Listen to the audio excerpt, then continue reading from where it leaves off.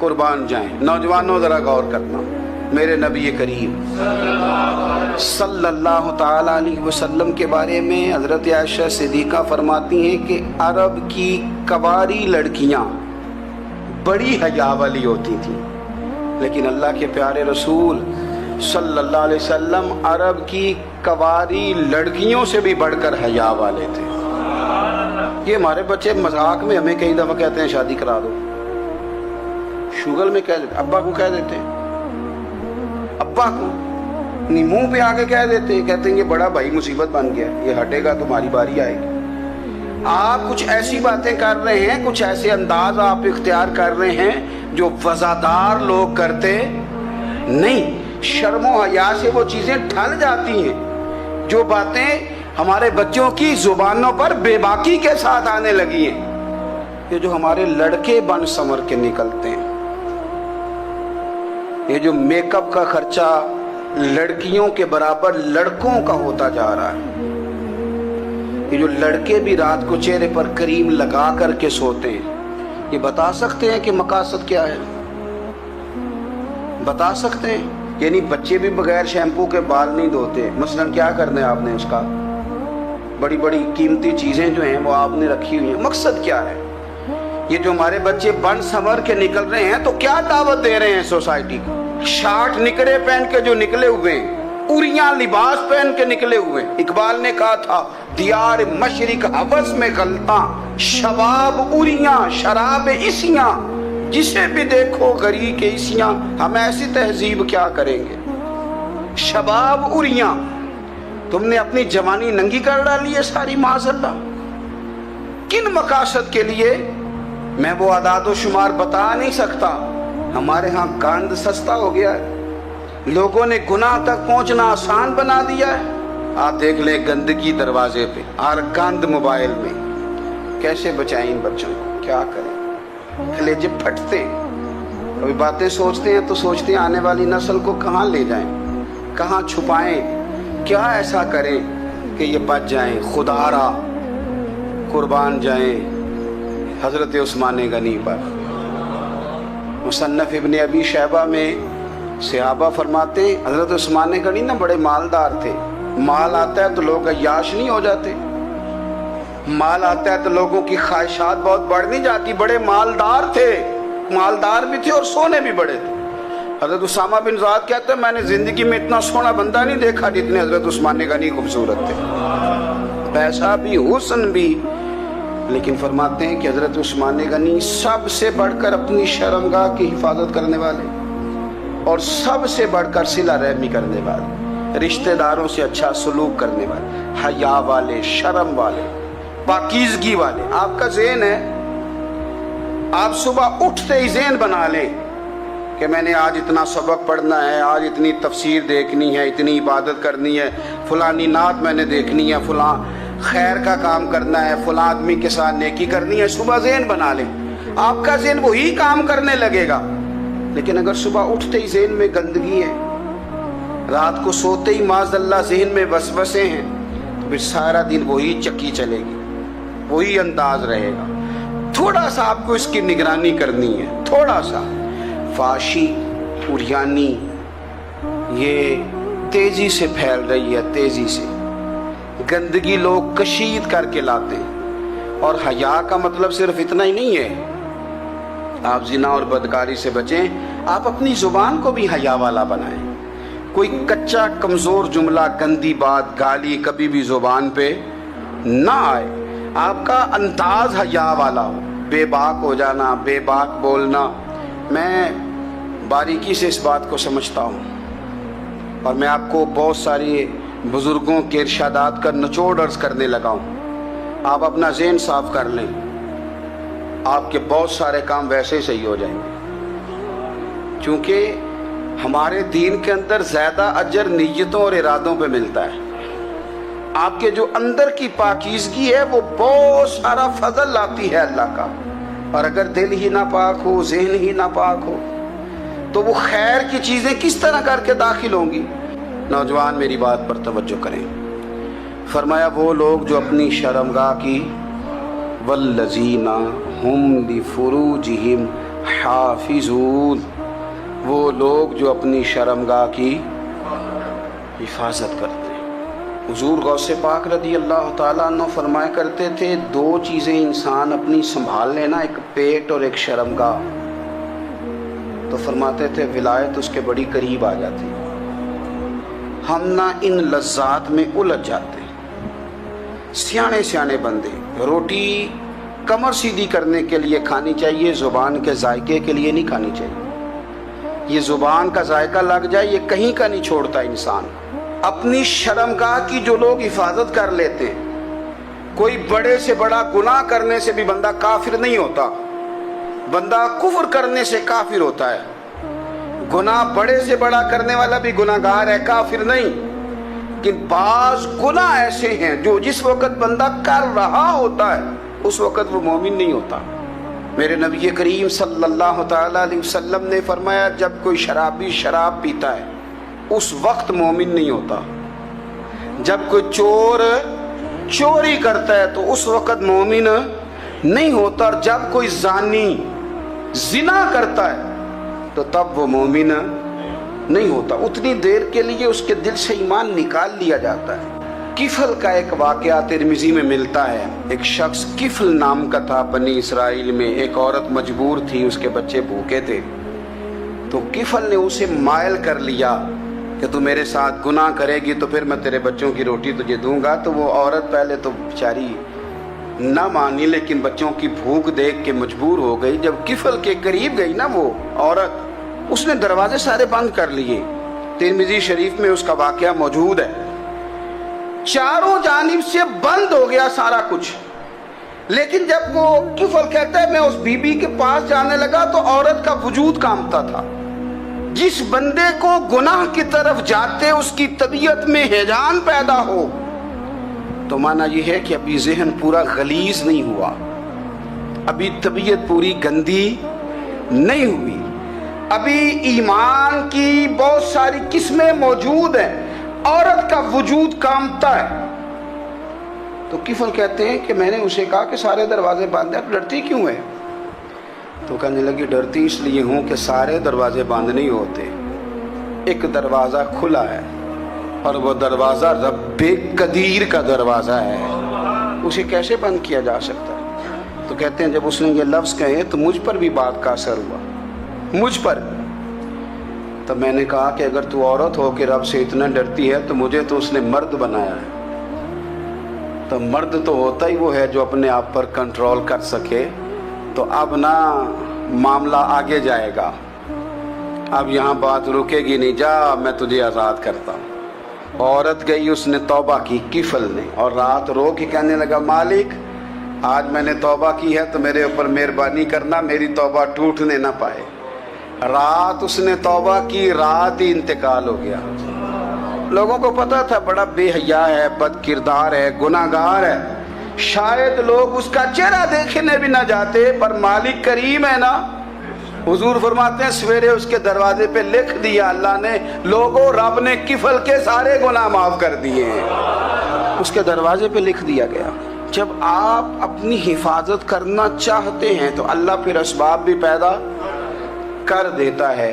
اپنی شرمگاہ کی، اپنی نظر کی آپ خوب حفاظت کریں۔ اور میں آپ کو ایک بات عرض کروں، ایک بندے کے باحیا ہو جانے سے نا، ایک بندے کے ٹھیک ہو جانے سے اس کے دائیں بائیں بے شمار لوگ ٹھیک ہو جاتے ہیں۔ نہ چاہتے ہوئے بھی آپ کی نیکی کا اثر آپ کے دوستوں پہ پڑتا ہے، نہ چاہتے ہوئے۔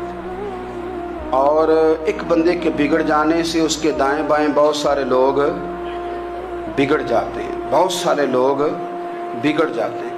آپ اگر اپنے لب و لہجے پر یہ پابندی لگا سکیں اور اپنے آپ کو اگر آپ سنبھال سکیں تو پھر یاد رکھیے گا بڑی ساری چیزیں بہتر ہو جائیں گی۔ اپنی شرمگاہ کی حفاظت کرنے والے الا علی ازواجہم، مگر یہ کہ اپنی بیویوں پر، او ما ملکت ایمانہم، یا اپنی شرعی باندیوں پر۔ اس زمانے میں جو لونڈی خریدی جاتی تھی اس سے بھی وطی کرنا جائز تھا، اگرچہ اب لونڈیاں موجود نہیں ہیں تو یہ فعل بھی موجود نہیں، سوائے اپنی بیویوں پر یا شرعی باندیوں پر۔ फ़इन्नहुम गैरु मलूमीन, फरमाया जो ये काम करे उस पर कोई मलामत नहीं है। अपनी बीवी के पास शरई तरीके से जाए या बांदी के पास जाए। फमन इब्तगा वरा ज़ालिका, और जो आदमी इसके बाद इस हद से बढ़े, इसके सिवा कुछ और करे जो बंदा, फरमाया फ़उलाइका हुमुल आदून, ये लोग हद से बढ़ने वाले हैं। जो लौंडियों और बांदियों के अलावा, अपनी बीवियों के अलावा किसी और जगह गंदगी करें, ये हद से बढ़ने वाले, हदों को क्रॉस करने वाले लोग हैं। फिर इरशाद फरमाया वल्लज़ीना हुम ली अमानातिहिम व अहदिहिम राऊन, और वो जो अपनी अमानतों और अपने वादों की रियायत करते हैं, अमानतें अदा करते हैं, वादे पूरे करते हैं। और वो लोग जो अपनी नमाजों की हिफाजत करने वाले हैं, जिनमें ये खूबियाँ आ गई। मेरा रब फरमाता है नमाज में खुशू वुज़ू हासिल हो गया, फजूलियात से बच गए, ज़कात अदा करने वाले बन गए, शर्मगाह की हिफाजत करने वाले बन गए, अमानतें अहद पूरे करने वाले बन गए, अपनी नमाजों के मुहाफिज हो गए। अल्लाहु अकबर, कुर्बान जाएं। मालिक फरमाते हैं उलाइका हुमुल वारिसून, यही लोग तो वारिस हैं। या अल्लाह किस चीज़ के? फरमाया अल्लज़ीना यरिसूनल फिरदौस, ये लोग जन्नत के वारिस हैं। ये जन्नत के वारिस हैं, ये लोग जाएंगे हमेशा ही जन्नत में रहेंगे। ये आयात अल्लाह का मुतालबा भी है, ये आयात सहाबा, अहले बैत, औलिया अल्लाह, उन तमाम की सीरत का अक्स भी है। और सबसे बढ़कर सैयदा आयशा सिद्दीक़ा फरमाती हैं यही तो आयात हैं जिन्हें अच्छी तरह समझ लोगे तो तुम्हें मदीने वाले के अखलाक भी समझ में आ जाएगा, हुजूर के अखलाक भी तुम्हें समझ में आए। बड़े गौर के साथ सूरह मोमिनून की इन इब्तिदाई आयात पर गौर करना चाहिए। रब फरमाता है कद अफ़लहल मोमिनून, तहकीक मोमिन कामयाब हो गए। कौन से मोमिन? अल्लज़ीना हुम फ़ी सलातिहिम खाशिऊन, वो जो अपनी नमाजों में गिड़गिड़ाने वाले हैं, खुशू के साथ, आजिज़ी के साथ, इनकिसारी के साथ, ज़ौक़ के साथ नमाज पढ़ने वाले हैं। देखिए कुरान ने ये नहीं कहा शुरू में ही कि वो लोग अपनी नमाज पाबंदी से पढ़ते हैं, बल्कि फरमाया वो नमाजों में आजिज़ी करते हैं, वो नमाज में खुशू करते हैं, वुज़ू करते हैं। नमाज हम भी पढ़ते हैं, ढेर सारे लोग हैं जिनका ये मुतालबा है कि मेरा नमाज में दिल ही नहीं लगता। पहली बात तो ये है कि दिल ना भी लगे तो नमाज फिर भी पढ़नी है, और दूसरी बात ये कि दिल लगाने को भी तो कुछ इंसान के पास चीज़ें होनी चाहिए ना, कोई ज़रूरियात होती हैं। सबसे पहली बात ये कि मसला नमाज का नहीं, मसला अहमियत का है। आपने अल्लाह तबारक व तआला की ज़ात की, रब करीम के जलालत की जितनी ज़्यादा अहमियत अपने दिल में महसूस कर ली, उतना ही नमाज की तरफ तवज्जो आपकी बढ़ जाएगी। आप सादी सी मिसाल है, गौर कर लें, जितना आप अपने उस्ताद को प्रोटोकॉल देते हैं, जितनी इज्जत करते हैं, उतना ही वक्त पे आप उनके पास पहुंच भी जाते हैं। अगर आपके दिल में अहमियत नहीं है तो आप टाल देंगे, और जिस उस्ताद की अहमियत है उसके फ़ोन की घंटी बजते ही फ़ोन भी उठाया जाएगा, और बात पूरी मुकम्मल भी नहीं होगी तो कहा जाएगा जैसे आप कहेंगे, और जो वक्त वो देंगे उनसे 10 मिनट पहले पहुंचने की कोशिश भी की जाएगी। बस समझ लें दिल लगने ना लगने का मसला नहीं, अहमियत का मसला है। आप जितनी अपने मालिक की बारगाह की अहमियत समझ लेंगे, उतना ही वक्त पे मस्जिद आएंगे, उतना ही शौक से नमाज पढ़ेंगे। दूसरी बात, नमाज के तर्जुमे पे गौर करें। आप यकीन करें अगर नमाज का तर्जुमा हमें आ जाए ना, तो हमें तो यूँ लगे कि हम तो अपने मालिक की बारगाह में अर्ज़ो मारूज़ करने हाजिर हुए हैं। ये सूरह फातिहा ही देख लें आप, हुजूर फरमाते हैं, रब फरमाता है सूरत फातिहा आधी मेरी है आधी मेरे बंदे की है। जब उसने कहा अल्हम्दुलिल्लाह रब्बिल आलमीन अर्रहमानिर रहीम मालिक यौमिद्दीन इय्याका नअबुदु व इय्याका नस्तईन, जब यहाँ तक वो लफ्ज़ कहता है तो ये हिस्सा मेरा था। उसने अपने रब की तारीफ़ की, और जब कहा ना उसने इहदिनस सिरातल मुस्तकीम, अब बंदे ने इल्तिजाएं शुरू कर दी। उसने कहा कि मालिक भी तू है, रहमान भी तू है, रहीम भी तू है, इबादत भी तेरी करते हैं तो मदद भी तो तुझी से मांगनी है ना। अब मेहरबानी फरमाना, इहदिनस सिरातल मुस्तकीम, हमें सीधा रास्ता दिखा दे, सिरातल लज़ीना अनअमत अलैहिम, उन लोगों का रास्ता दिखाना जिन पर तूने इनाम किया है। गैरिल मग़दूबि अलैहिम वलद्दालीन, उनके रास्ते पे ना चलाना जिन पर तेरा गज़ब हुआ, जो गुमराह हो गए उनके रास्ते। तो नमाज में जब तर्जुमे पर आपका गौर होता है तो आपका तो दिल खुद ब खुद लग जाता है, शौक बढ़ जाता है आपका। तो इतनी चीज़ें हम जिंदगी में याद करते हैं, तो अगर तर्जुमा भी नमाज का याद कर लें और फिर शौक से पढ़ें तो आप यकीन करें तबीयत खींची चली आएगी। हमारे यहाँ कुछ लोग नमाज पढ़ते हैं पर बड़ी लापरवाही से पढ़ते हैं, कभी इधर देखते हैं, कभी उधर देखते हैं, कभी बाल सहलाते हैं। वो मैंने देखा है सजदे जा रहे हैं तो सियाने सियाने बंदे कभी कपड़े को छेड़ रहे हैं, कभी जगह को छेड़ रहे हैं। मेरे नबी करीम सल्लल्लाहु ताला अलैहि वसल्लम ने फरमाया, उन लोगों का क्या हाल है जो अपनी नमाज में नजरें आसमान की तरफ उठाते हैं, रुकू से उठे तो ऊपर देखना शुरू कर दिया, क्या हाल है उनका। और फिर हुजूर ने एक मौके पर तो सख्ती फरमाई, फरमाया जो नमाज पढ़ते अपनी नजरें आसमान की तरफ उठाता है वो बाज आ जाए, वरना ऐसा ना हो कि रब उसकी आंखें ही छीन ले, बाज आ जाए इस काम से।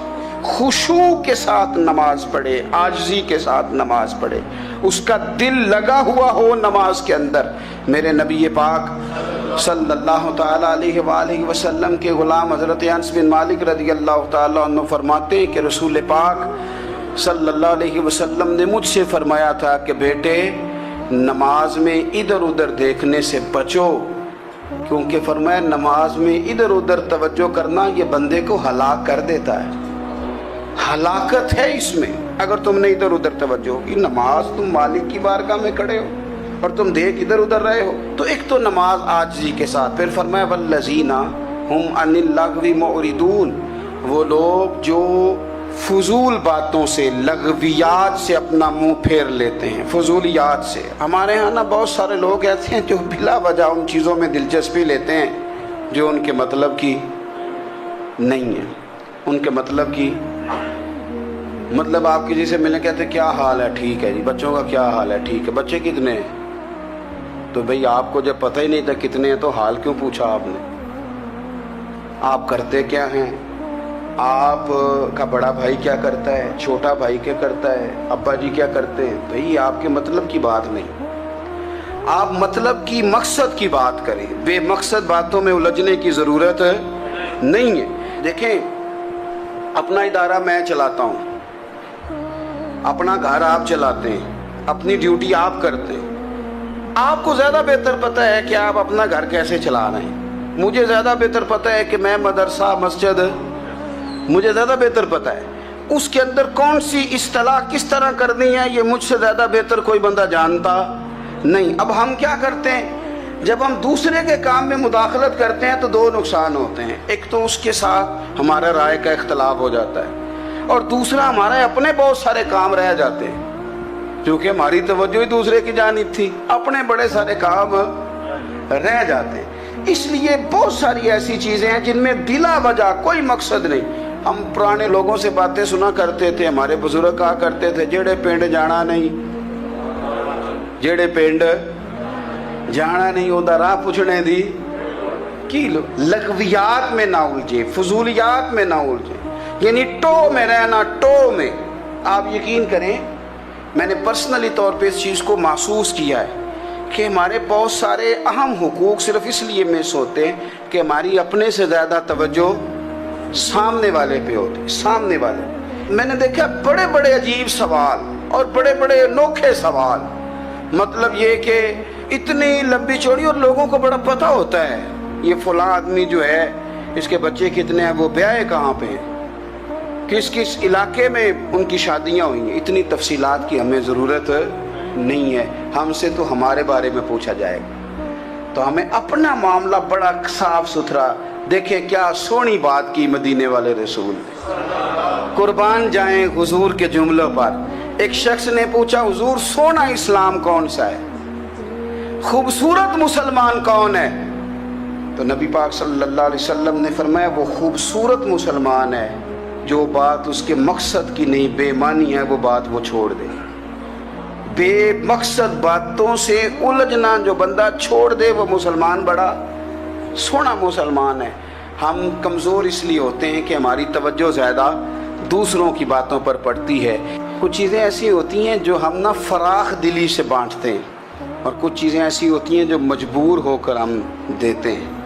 کئی دفعہ ایسا ہوتا ہے کہ سامنے والا کچھ زیادہ تکلیف میں ہوتا ہے اور ہمارے پاس بھی وسعت نہیں ہوتی، لیکن زیادہ اجر اسی بندے کو ملتا ہے جو تھوڑی تکلیف برداشت کرے اور سامنے والے کی تکلیف کو دور کرے.